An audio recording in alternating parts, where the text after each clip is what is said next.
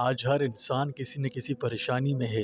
پریشانیوں کی مختلف شکلیں ہیں۔ کسی پر یہ بندش بن کر چھائی ہوئی ہے، کسی پر بیماریوں کا سایہ ڈالا ہوا ہے، کسی کو آزمائشوں میں گھیرا ہوا ہے، کسی کو تنگی میں دبوچا ہوا ہے، کسی کو رزق کی کمی کی پریشانی ہے تو کسی کو صحت کے مسائل کا سامنا ہے۔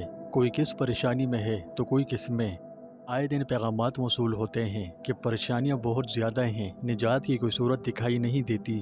راہ نجات کا کوئی راستہ ہے تو رہنمائی کریں، کوئی روحانی علاج جو غموں کا مداوع ہو سکے تو بتلائیے۔ تو یہ ویڈیو انہی کی مدد کے لیے بنا رہا ہوں، جس میں ہر طرح کی چھوٹی بڑی پریشانیوں سے نکلنے کا آسان اور مجرب ترین علاج بتاؤں گا۔ یہ حضور اقدس صلی اللہ علیہ وسلم نے ارشاد فرمایا ہے۔ اس کی تاثیرات بہت گہری ہیں۔ یہ منفیت کے سیاہ بادلوں کو دور ہٹاتا ہے، ہر قسم کے مذہب و علام کے اندھیروں سے نکلنے اور نکالنے میں روشنی کا کام کرتا ہے۔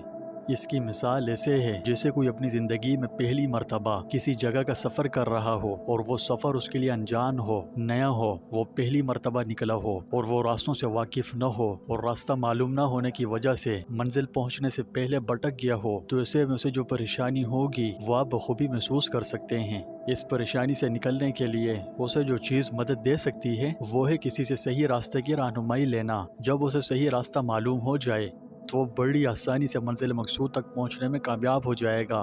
یہی حال استغفار کا ہے، یعنی یہ دنیا ایک سفر ہے، ہماری منزل جنت ہے۔ ہم دنیا کے سفر سے گزر کر جنت میں اس وقت تک نہیں پہنچ سکتے جب تک ہمیں جنت کا راستہ معلوم نہ ہو، اور صاف ہے کہ راستہ پتہ نہ ہونے پر ہم صرف بھٹکتے رہیں گے، لیکن اگر راستہ معلوم ہو تو جنت کا داخلہ یقینی ہے۔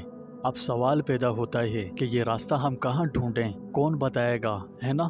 گھبرانے کی کوئی بات نہیں، اس کا جواب آپ میں سے بہت سارے لوگ جانتے بھی ہوں گے، اور جو نہیں جانتے انہیں بتانا چاہتا ہوں کہ جنت کا راستہ یعنی جنت کا داخلہ نصیب ہونا صرف اللہ کے نازل کردہ دین میں ہے۔ اس میں جہاں آخرت میں رشد و ہدایت کار فرما ہے، وہیں دنیاوی امور میں بھی انسانوں کی مکمل رہنمائی کی گئی ہے۔ جس طرح دین اسلام کا مقصد آخرت میں انسانوں کو سرفراز و سربلند کرنا ہے، اسی طرح اللہ تعالیٰ نے یہ دین اس لیے بھی نازل فرمایا کہ انسانیت اس دین سے وابستہ ہو کر آخرت کے ساتھ دنیا میں بھی خوشبختی اور سعادت مندی کی زندگی بسر کرے۔ اس دین میں جو چیزیں اہم ترین مقام و اہمیت رکھتی ہیں ان میں سے ایک استغفار بھی ہے۔ استغفار بھٹکوں ہوں کو راہ راست پر لاتا ہے، زندگی کے سفر میں رہنمائی کرتا ہے۔ میں آپ کو الجھانا نہیں چاہتا، بس اتنا سمجھ لیجئے کہ اللہ سبحانہ و تعالیٰ نے استغفار میں فوائد و برکات کے خزانے رکھ دیے ہیں۔ یہ انسانی زندگیوں میں برکات اور رحمتوں کے دروازے کھول دیتا ہے، ان کا رخ آپ کی جانب موڑ دیتا ہے۔ میں یہ عرض کر رہا تھا کہ مجھے بہت سے دوست احباب کے پیغامات موصول ہوئے جن میں انہوں نے کہا کہ زندگی میں پریشانیوں نے ڈیرے ڈال دیے ہیں اور پیچھا چھوڑنے کا نام ہے کہ لے ہی نہیں رہی۔ ان سے نجات پانے اور اپنا پیچھا چھوڑانے میں رہنمائی فرمائیں۔ تو ان کی اس بات پر سوچا کہ سب کو الگ الگ جواب دینے میں بہت ٹائم خرچ ہو جائے گا، اس لیے کیوں نہ عام فہم انداز میں ایک جامع ویڈیو بنا دوں تاکہ ان کے ساتھ ساتھ میرے ان تمام دیکھنے اور سننے والوں کا بھی بھلا ہو جائے جو پریشانی اور مصائب کا سامنا کر رہے ہیں۔ ناظرین، اللہ سے اپنے گناہوں کی معافی مانگنے کا ایک سادہ سا عمل یعنی استغفار آپ کی زندگی میں بڑی گہری تبدیلیوں کا باعث بن سکتا ہے۔ ہم میں سے اکثر لوگ سمجھتے ہیں کہ استغفار محض استغفر اللہ پڑھنے کا نام ہے، جبکہ حقیقت میں یہ اسرار الہیہ کا خزانہ ہے۔ استغفار میں ایسی عجب روحانی طاقت مخفی ہے جو آپ کی زندگی میں انقلاب لانے کی بھرپور صلاحیت رکھتی ہے۔ اگر آپ کو اس کی روحانی طاقت عطا ہو گئی تو اس کی خفیہ طاقت آپ کو روحانی بلندیوں پر پہنچا کر آپ کی زندگی کو بدل کر رکھ دے گی۔ میں چاہتا ہوں کہ آپ اپنی توجہ یہاں وہاں سے ہٹا کر صرف میری باتوں پر رکھیں۔ آپ اس کے بارے میں ذرا سوچیں کہ کتنی بار توبہ و استغفار کرتے ہیں۔ کیا یہ محض ایک رسم ہے یا کوئی منتر یا وظیفہ، یا اس میں کوئی گہرا راز مخفی ہے یا کچھ اور؟ تو میں آپ کو بتانا چاہتا ہوں کہ یہ تبدیلی کی طاقت ہے جو زندگیوں کو بدل دیتی ہے۔ آئیے استغفار کے پوشیدہ راز اور جواہرات کو خوبصورتی سے سمجھنے سے شروعات کرتے ہیں۔ استغفار کے لغوی معنی ستر، چھپانا، ڈھانپنا اور پردہ ڈالنے کے ہیں۔ شرعی اعتبار سے استغفار کے معنی ہے اللہ رب العزت سے بخشش مانگنا، اپنے گناہ کی معافی مانگنا، توبہ کرنا۔ جب اللہ سبحانہ و تعالیٰ کسی مجرم و خطاکار کو اپنی مغفرت سے نواز دے تو حقیقت میں اللہ رب العزت نے اس انسان کے جرم کو اپنی رحمت سے ڈھانپ لیا۔ اس کے جرم و خطا پر سزا دینے کے بجائے اس پر اپنے رحم و کرم کا پردہ ڈال دیا اور اس کے نامہ اعمال میں اس جرم کو شمار نہ کرتے ہوئے اسے اس طرح مٹا دیا جیسے وہ جرم و خطا اس سے سرزد ہوئے ہی نہ ہوں۔ یہ ہے طاقت استغفار کی۔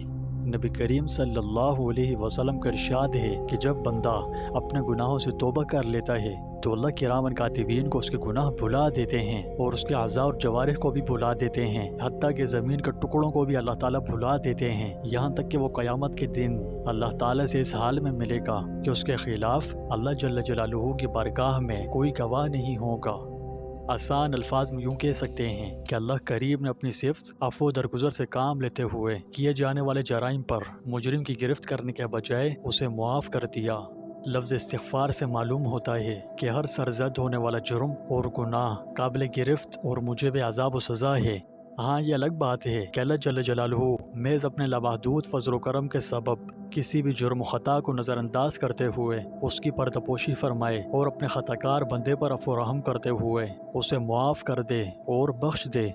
دنیا میں تو اللہ کریم غفور الرحیم کی طرف سے مغفرت یہ ہے کہ وہ اپنے بندے کا گناہ چھپاتا ہے اور کسی دوسرے پر اس کو ظاہر نہیں کرتا، جبکہ آخرت میں مغفرت یہ ہے کہ اللہ تبارک و تعالی اس گناہ پر اسے سزا نہیں دیتا، جس کا مطلب یہ ہوا کہ معاف کر دیتا ہے۔ سب سے ضروری بات یہ ہے کہ استغفار کے معنی محض زبانی کلامی استغفر اللہ کرنے کے نہیں ہے، بلکہ انتہائی خلوص کے ساتھ دل کی عطا گہرائیوں سے اپنے جرم و خطا پر اظہار ندامت کرتے ہوئے خدائے بزرگ و برتر سے بخشش و معافی طلب کرنے اور اس کے عذاب سے ڈر کر اللہ تعالیٰ کی طرف رجوع کرنے کے ہیں۔ یہ صرف اپنے گناہوں کو تسلیم کرنے کے بارے میں نہیں ہے، یہ معافی کی عاجزانہ درخواست ہے جو اللہ کے ساتھ بندے کے تعلق کا اہم پہلو ہے۔ قرآن مجید سورہ زمر آیت نمبر 53 میں اللہ تعالیٰ فرماتا ہے، جس کا مفہوم ہے کہ اے میرے بندوں جنہوں نے اپنی جانوں پر زیادتی کی ہے، اللہ کی رحمت سے مایوس نہ ہو، بے شک اللہ تمام گناہوں کو بخش دیتا ہے، بے شک وہ بخشنے والا رحم کرنے والا ہے۔ قرآن مجید میں جا بجا استغفار کے فضائل بیان ہوئے ہیں، یہ بار بار استغفار کی اہمیت پر زور دیتا ہے۔ نبی کریم صلی اللہ علیہ وسلم جو تمام گناہوں سے بالکل معصوم انسان تھے، آپ سے کبھی بھی کوئی گناہ کا کام سرزد ہو ہی نہیں سکتا تھا، پھر اس کے باوجود کثرت سے استغفار کرتے، جیسا کہ سنن ابو داؤد کی حدیث نمبر 1515 میں ہے۔ رسول اللہ صلی اللہ علیہ وسلم نے فرمایا کہ میرے دل پر غفلت کا پردہ آ جاتا ہے، حالانکہ میں اپنے پروردگار سے ہر روز 100 بار استغفار کرتا ہوں۔ حضور نبی کریم صلی اللہ علیہ وسلم کی سنت ہے کہ آپ دن و رات میں 70 مرتبہ سے زیادہ یا 100 مرتبہ اللہ سے استغفار کرتے تھے۔ یہ امام الانبیاء حضرت محمد رسول اللہ صلی اللہ علیہ وسلم کی حالت تھی، جبکہ آپ گناہوں سے پاک و صاف انسان تھے۔ اللہ تعالیٰ نے آپ کے اگلے اور پچھلے سارے گناہوں کو بخش دیا تھا، اس کے باوجود آپ استغفار کے اہتمام فرماتے تھے۔ آپ تمام احباب کی خدمت میں عرض ہے کہ اللہ تعالیٰ کے 99 ناموں میں سے کوئی نام کامنٹ باکس میں ضرور لکھیں۔ اللہ تعالیٰ ہم سب کا حامی و ناصر ہو۔